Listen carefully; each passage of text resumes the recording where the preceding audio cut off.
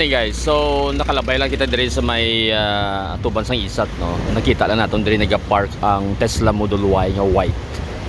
So wala naman naton nga gamay na nating Tesla nga mga cars sa Iloilo. So diri nakita ko lang naglabay lang ko di guys kadali. So nakita ko lang di siya nagapark.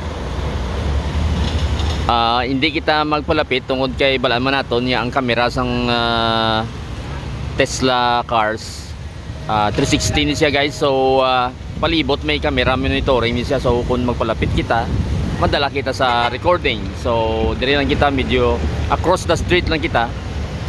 Dire lang kita sa tubang isat So nakita ko lang dire. At one time actually nakita ko ni siya. It was a night time pero wala kita dala sang camera. So maiso lang kita dire ka dali sa likod. So wala man ini plate number. So wala ko siguro ma-applyan. But anyway, makita naton niya nag-park lang diri siya. So muna itsura niya guys. First man siya sang regular nga car except nga ti full electric ni siya.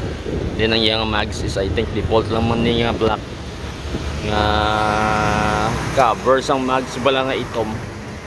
Muna sang default niya mags sang Tesla cars usually. So from time to time, I think it was like 2 weeks ago nakita ko man siya nag-park. Pero may previous sighting makita nga I think it was also a Model Y pero ang color ito medyo black. Kagi ko man nakita one time sa traffic, but then since sa dalan to yan nagalakat siya. While this one from time to time nakita ko na siya nag-park.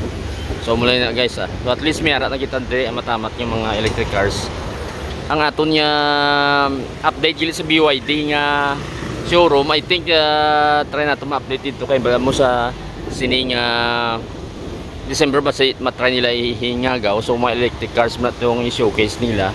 And then na-delay na ganito kay dapat October pa siya ma-open.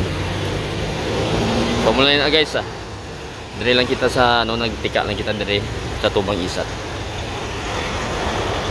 Ara dito ang ilang overpass. So very short video lang para makita nyo lang may nag-park dire from time to time at Tesla car. Thank you for watching. Till the next video guys.